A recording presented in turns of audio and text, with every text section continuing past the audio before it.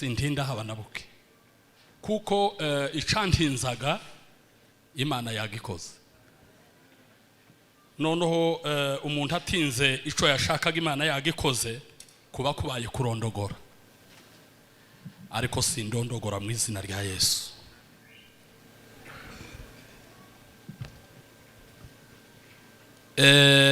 Reka nsome ijambo rigiye guheraheza aya mashimwe y'uyu munsi wa none n'iki gitaramo kuko uduhagarikiye avuze. Ndasoma mu gitabo c'Abaheburayo ni rya jambo pasiteri yasomye teme y'iki gikorane, ariko ndarisoma mu gitabo c'Abaheburayo rijanye na ririya ryo muri Kuva. Ni ibice 9 umurongo wa mbere ndageza ku murongo wa 4 gusa. Iryo jambo riravuga ngo isezerano rya mbere naryo ryari rifite imihango y'ubutamzi, rifite na hera hiyisi, kuko hariho ihema ribanzirizwamo ryarimo igitereko c'amatabaza n'ameza n'imitsima iyateretseho imbere y'Imana, rikitwa ahera.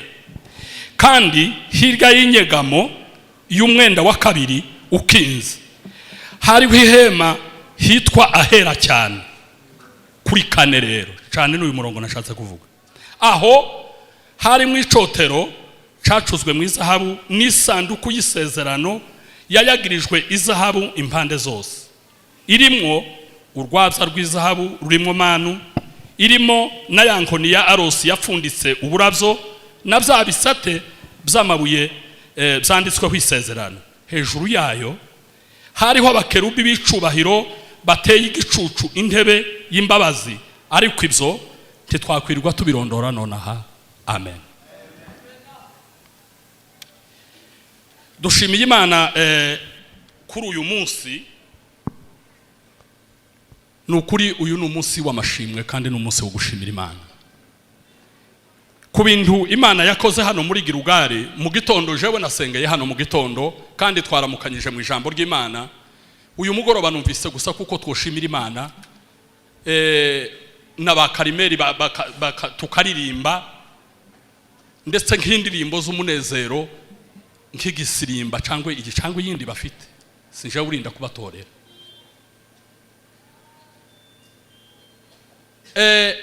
Ibintu Imana yakoze kuri iri shengero rya Gilgal ni ibintu buri mukristo wese akwiye kwishimira. Simvuga ngo ikiniki, simvuga uko byari byabaye nuko bimeze ubu, ariko umuntu wese witavye muri kano kanya tukaba turi mu kino kibanza tunejejwe n'ivyo Imana yakoze, munyemerere dukomere Imana yacu amashi. Aya mashi n'ay'Imana kandi aya mashimwe n'ay'Imana. Imana ihabwa icyubahiro. Ndashimira kandi n'abantu bumviye Imana bakabasha gukora. Imana iratangaje cyane. Iteka Imana yaduteye nuko izishaka ngo umuntu abe umufatanya bikorwa byayo, itinaniwe ariko igatera umuntu iteka ikabona kuko ibyo ishaka byose yabikoraga, ariko kubera kuko ikunda umuntu cyane, nimuvuge ngo amen. Ikavuga ngo ibi nabikoraga nkabishobora, ariko reka ngutere iteka ngwino umfashe. Igasaba ubufasha kandi itananiwe. Nimuvuge ngo amen. Nukuvuga ngo umuntu wageze muri kino kibanza hasigaye isadaka imwe nayumvishe, turacayiretse kandi arico twaje gukora. Twaje gukorera Imana no gutangira Imana. Wa muntu wovuga ute oya simpaguruka ngo mvuge ngo ntanze igihumbi ngo nibacandike hari za nkoko bazijanye, nimuzishira hangaha mpaye nigisha ubu nyine.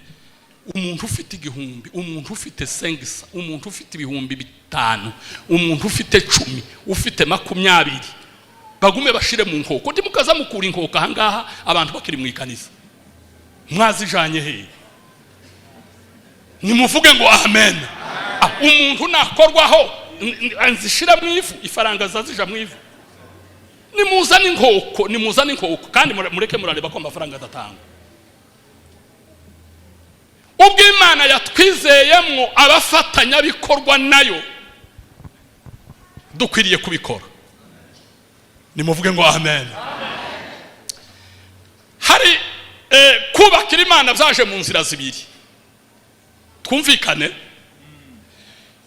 Bwa mbere ni Imana yasabye umuntu ngo nayubakira ubuturo bwayo. Imana irabisaba, isabisha umuntu iravuga iti singira aho nza mbonanira nawe, none rero ndasabishije nyubakira ubuturo kugira ngo nza mbonana nawe. Ni rya jambo basomye rya 35 mu gitabo cyo Kuvayo.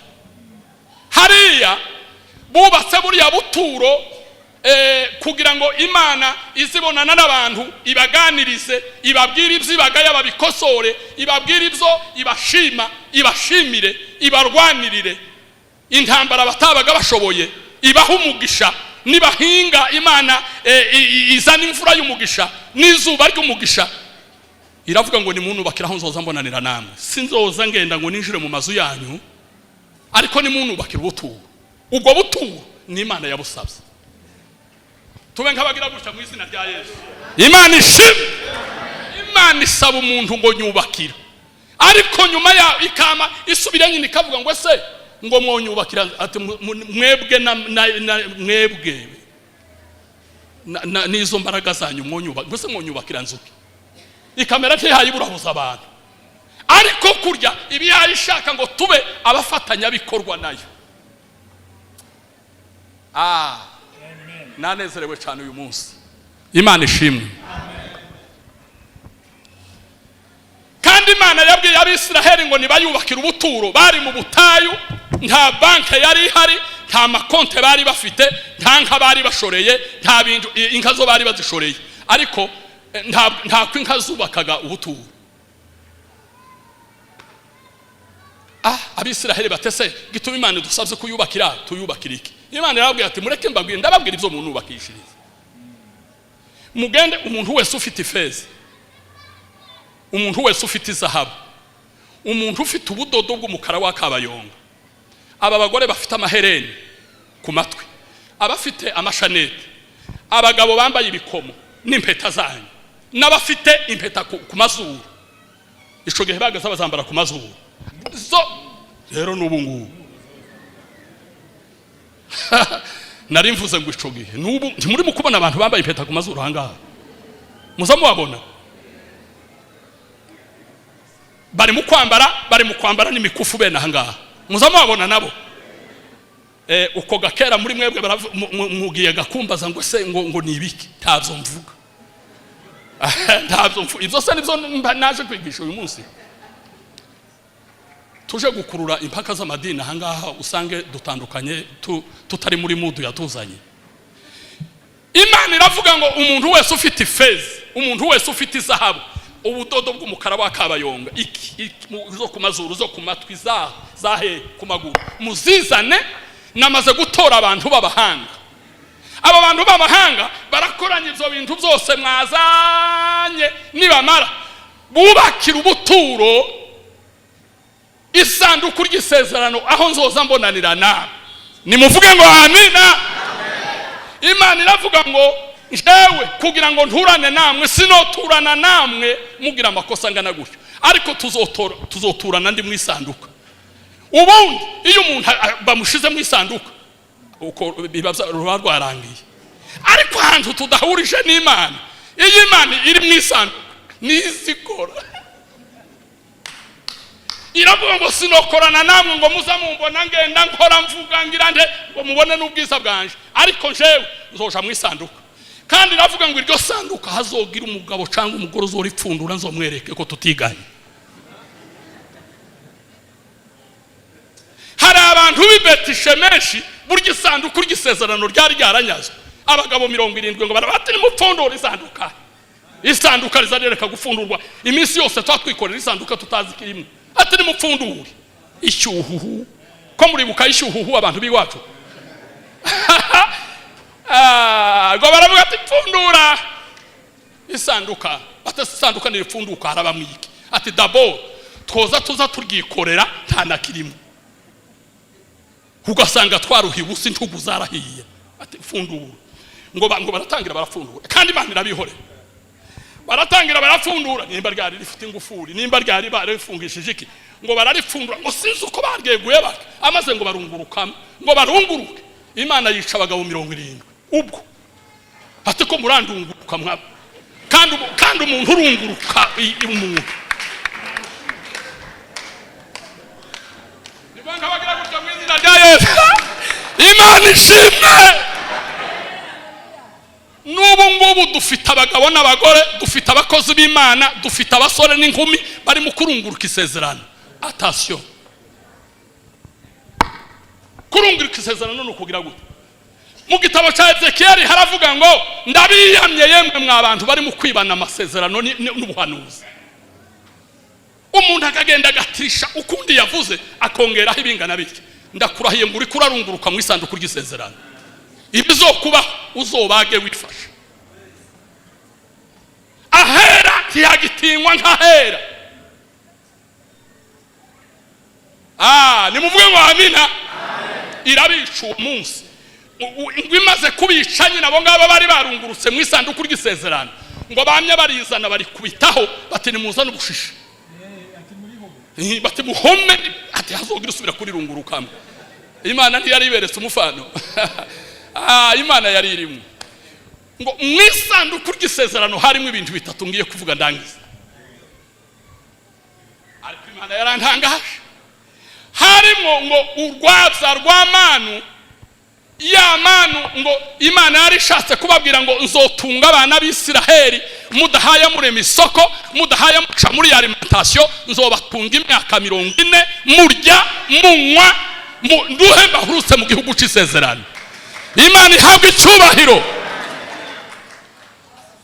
kandi iyo Mana ni ijambo ry'Imana hariho indirimbo mu Kirundi baza baririmba bakavuga ngo manu niyo ndya iminsi yose wa mutsima w'Imana niryo ngiryo nariko shaka kuvuga ijambo ry'Imana hari undi muririmbyi waririmbye muri za ndirimbo z'igiswahili bahe basaba araririmba aravuga ngo neno la Mungu ni kwetu nini chakula tena dawa ya roho cha tatu nguvu ya kusaidia Mkristo katika safari Imana ihabwa icyubahiro abaririmbyi muza muririmba ijambo ry'Imana mugihaye muririmba ijambo ry'Imana mwuzuye umwuka wera kandi mwuzuye kwizera ntako muzoba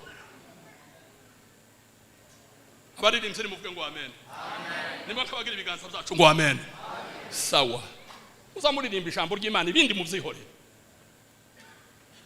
ikintu cya kabiri cyari mu isanduku ry'isezerano ngo harimo inkoni y'Aroni yapfunditse uburabyo iyo nkoni isobanurwa ngo iki mu mihamagaro twahamagawe aba bakozi bose b'Imana uko uwo babaza hanga nuko ngo icayi bazaba ngo ca buri munsi ni ibitutsi ni ibinyoma nukusekwa nukugorwa ni ibiki ariko Imana iravuga ngo ninguhamagara abahamagawe nkuko Imana ishaka nzoza mbashingira intahe mu gihe cy'amahina bazoza bagenda niba bageze ahantu hagoye shinga intahe inkoni iciyemo hasi no hejuru isubira imere kandi abakozi b'Imana uzumureba wamureba hasi ukabona ntaca afite wamureba hejuru ukabona ntaca afite ariko ngo no muci ntitwuma kuko dutewe muri we umuririmbyi yararirimbye aravuga ngo ndi igiti cyatewe ku mugezi ndamaho iyo nkoni icatumye ishirwa mu isanduku ry'isezerano Imana ngo yari ihamije ngo abo nzohamagara nkuko nabishaka nzobarwanirira bizoza bigera mu gihe cy'urubanza mbekamara mpaka niba bashiraho impaka muzoza mubatsinda hari isezerano nkunda riba muri Yesaya biravuga ngo abakurwanya uzobashaka ubaburi abagutonganya ngo bazohinduka ubusa ngo babe nkuko bitariho abakozi ni muvuge ngo amen iri jambo ribankiri dusama mu mugongo bivezele bayapfo aravuga ngo uwo ni wo murage w'abana b'Imana nukuvuga ngo ico twarazwe n'insinzi twarazwe insinzi twarazwe iki ijambo rya gatatu ikintu cya gatatu cyabaga mu isanduku ry'isezerano ngo harimo igitabo c'amategeko ngo Mose yaherewe ku musozi Sinayi. Kuri abantu benshi ntibaza basenga kubera kuko batinya kubabaza Imana, ahubwo baza batinya amategeko ya Mose ngo batazoyatukosha bagashya. Nukuri kandi abo bantu ni majorite, atasiyo abo bantu baragoya bari hano bari hano barahandi.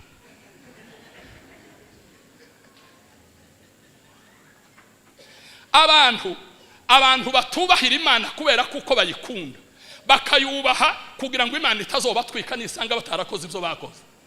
Uwo muntu utinya amategeko yonyine gusa iyo bayamubwiye hano mu ikanisa azafata imigambi myinshi, ariko yasohoka hari hanze bwa bwoba bugashira. Sigitangaza kuko asubira gukosha kuko nta kirimo cyo kumurinda. Reka mvuge kano kantu ukuri kuza gushirira mu biganiro.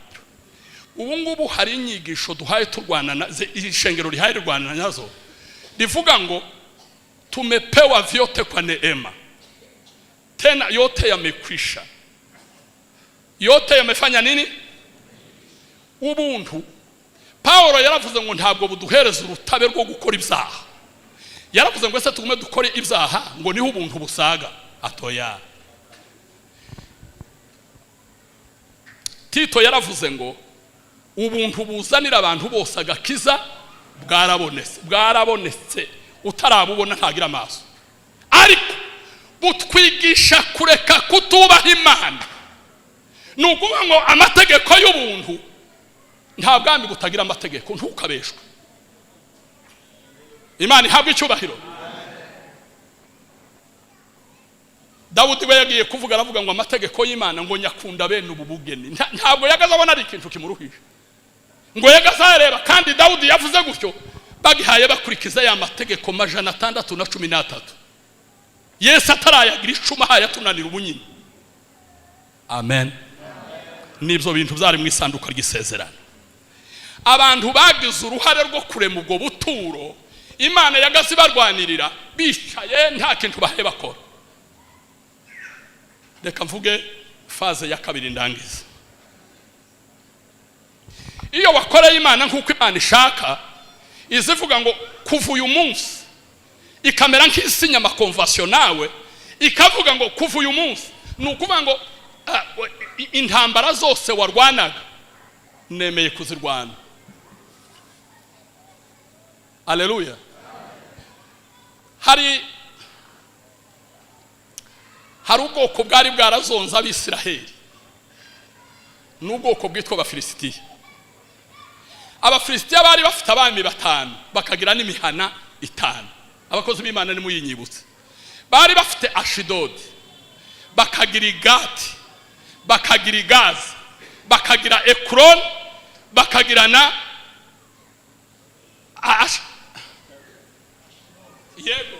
Ashirod. Nukuvuga iyo midugudu ko ari 5 yari ifite abami 5. Abo bami 5 bagiraga intwari 5. Goliyati w'Igati n'umwe gusa muri bashusha b'Igati, umwe ni nkabo bari mukuru wabo. Goliyati basaba mugereranya na kurya kwiterabwoba rya Satani.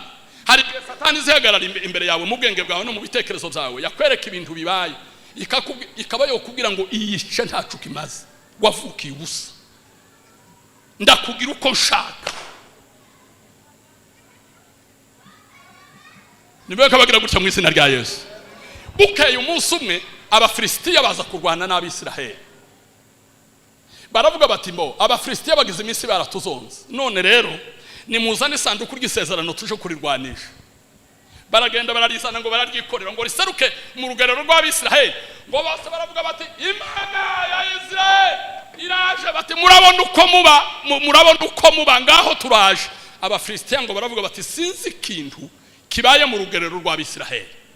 Amakuru ararandagatana, baravuga bati ni isanduku ry'isezerano bazanye kurwana. Abafilisitiya ngo baravuga ngo turwanire gupfa no gukira. Ubwo isanduka rije turapfa. Ariko Imana kubera kuko ibizi strategies z'intambara ngo yamiryama mu isanduka iraceceka. Abisiraheli Abafilisitiya bararwana kabiri keza, vuga ngo kabiri keza, bateka ya sanduku y'isezerano imbyamyemwo ihaye bareba iki. Imana yemera kunyagwa.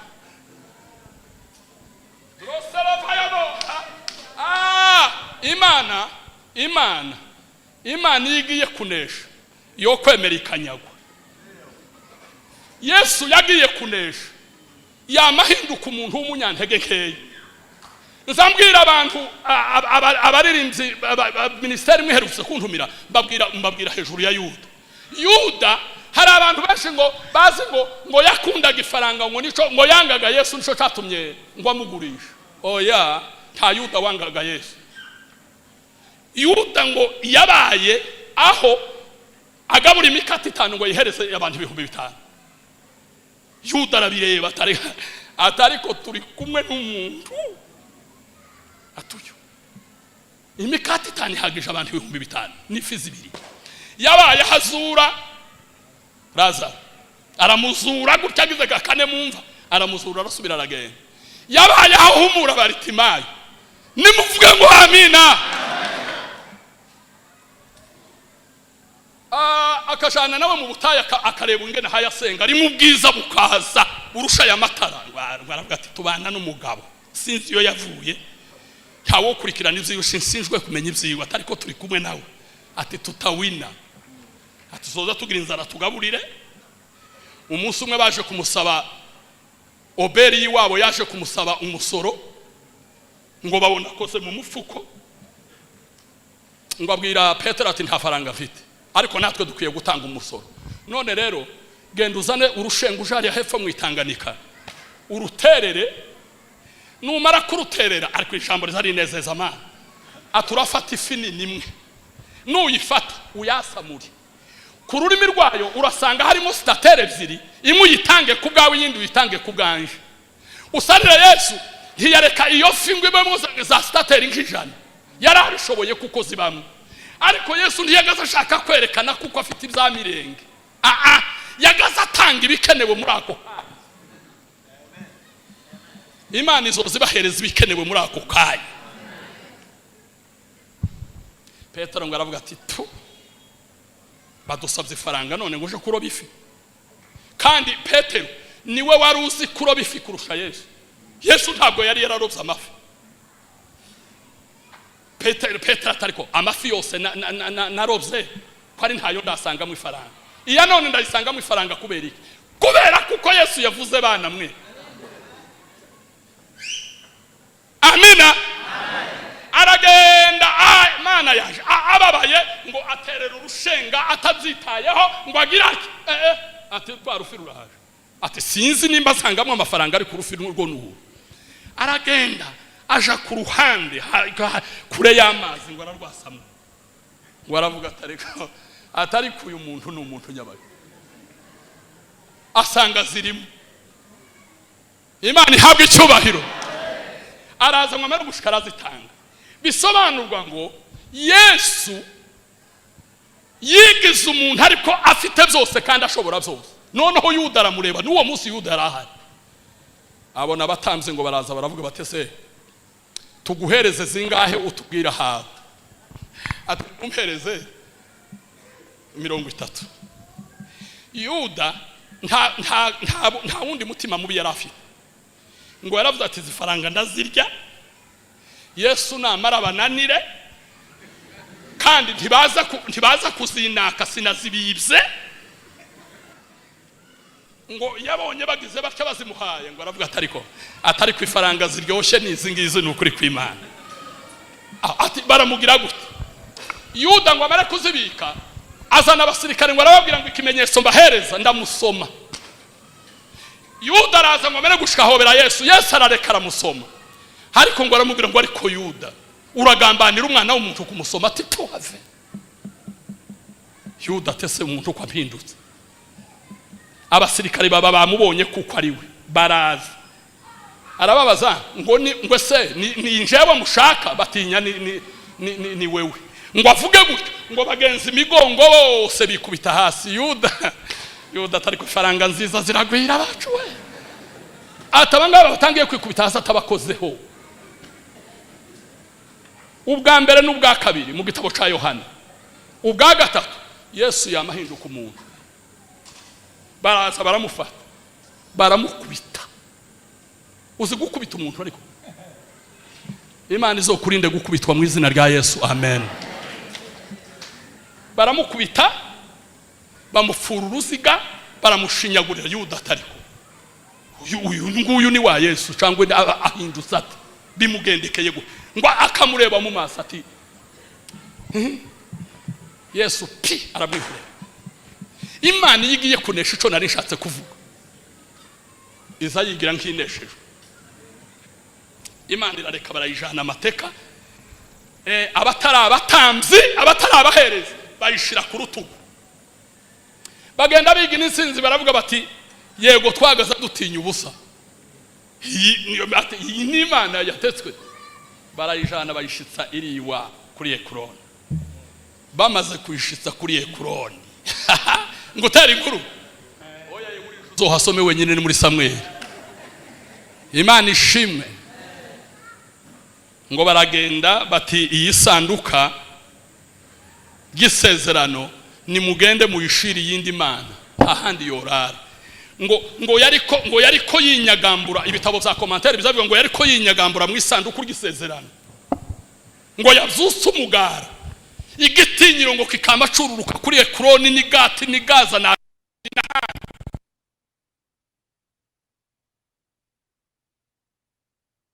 abandi bati niri ya sanduku y'isezerano ntituzi kirimo. Bakayihereza umwami atoyaye ntiyoruhirara mu wanje ati yoja kungirira nabi.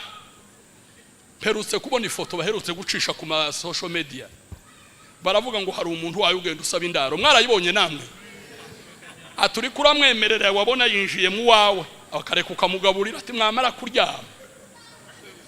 Hari umuntu wari kuvuga igiswahili ndagira ngo none nishahari iwacu hakurya atakabikiruru ikiruru bene ca kindi gikomeye ngo akamarya abantu bo muri iyo nzu bose aba nubwo mwakinze mukaja kwitera hejuru bari hejuru.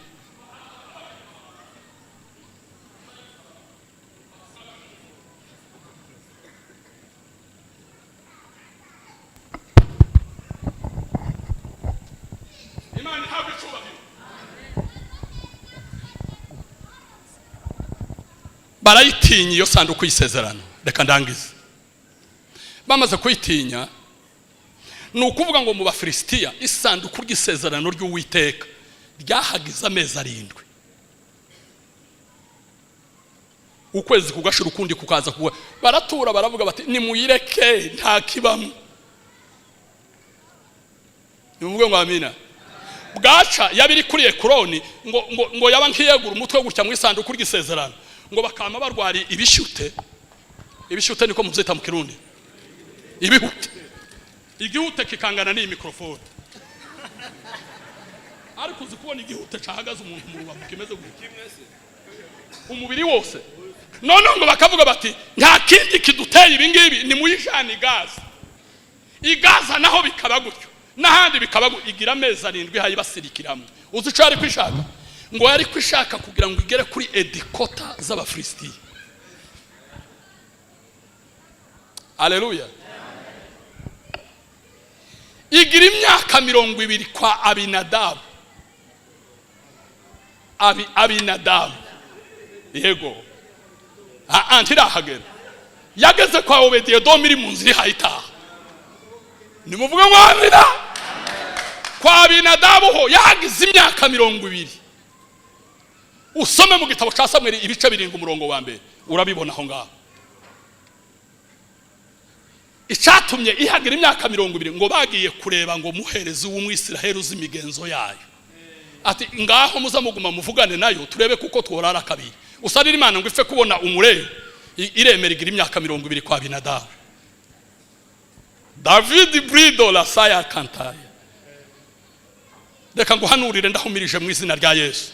Ibintu by'Imana bigiye gusigarana babifite ico ngico uzokibonesha amaso yawe utarapfa nanje ntarapfa. Haleluya. bayikuraho igera kwawe Obediyedomu ihagira amezi 3. Nuguha ngo isanduku ry'isezerano ry'Uwiteka ryagize imyaka 20 n'amezi 10 ryaranyazwe. Haleluya. Amaze ngo buce ngo ritinda Dagoni Imana y'Abafilisitiya. Amen. Irataha. Umunsi ngo bayigeze Siyoni. Ni wa munsi Dawudi yahagurutse ngo arabyina ngo umwitero yari afite ngo uratibuka ngo asigarane huzuza imbere. Amaze umugore wiwe umukobwa wa Sawuli ngo aramureba ngo aravuga ngo ariko ibingibi ni nkuko duhaye dutamba tubonye ingoro y'Imana yuzuye. Ababishimye ni murengeza amaboko muvuge ngo Yesu ashimwe cyane.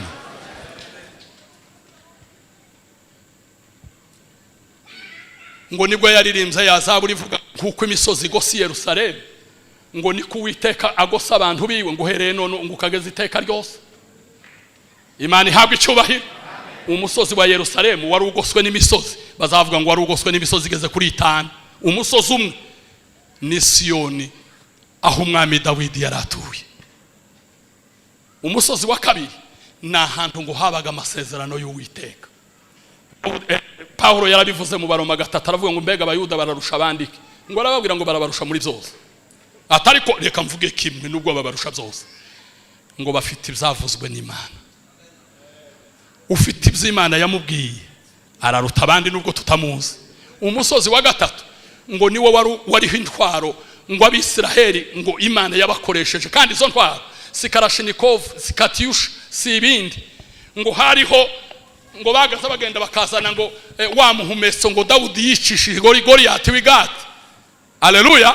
Musobanuzi ngo yazeretse mu Kristo ngo ngwine nkubwira intwaro za kirimbuzi ziba muri bibi ngo azana umuhumesa tura uyu nguyu urawuzi ati iyi ni intwaro ngo bari barayubakiye inzu uwo muhumesa ukagira icumba kingana n'urusengero wonyine ukaza wirugunaga namwe ngo bakavuga ngo muri uyu muhumeso Imana yari itamuruye turayibona bakavuga bati iki ni icyumba cy'umuhumeso yaramaza ava nkaha kageriri ya Kizingwe.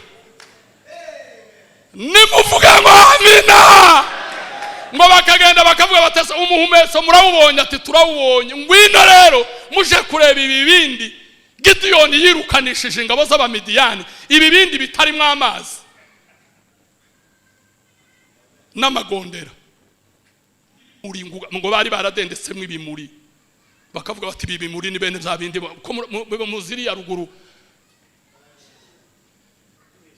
ukimuri kirya umwana yagarera bene ututwana dutoye kagenda ati singenda jenyine uti ndahagarara mu muryango nza kubaza ngo uri hehe ukamuherekeresha ijwi ugeze he hano ugeze he hano watinda kuvuga ngo ugeze he ati niki koma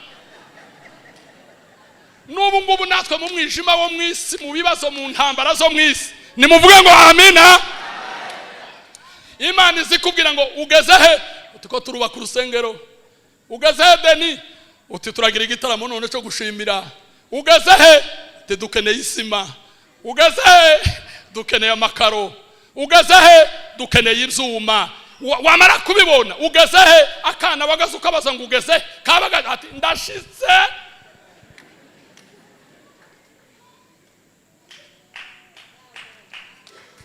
Imana ihabwe icyubahiro. Uwundi musozi ngo bari barawubatseho ibitaro ngo byo kuvura abantu. Haleluya.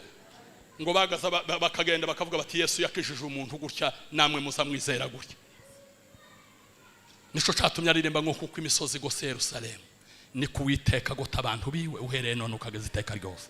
Ndangije mvuga ngo ba Kristo bakoze b'Imana mukomere ku rusengero rw'Imana. Nibazoza bavuga ngo dutange ikintu cyo kuremesha ubuturo bw'Imana tuza tugitanga hasigaye Imana izohangana n'intambara zacu. Mwakira ijambo ry'Imana.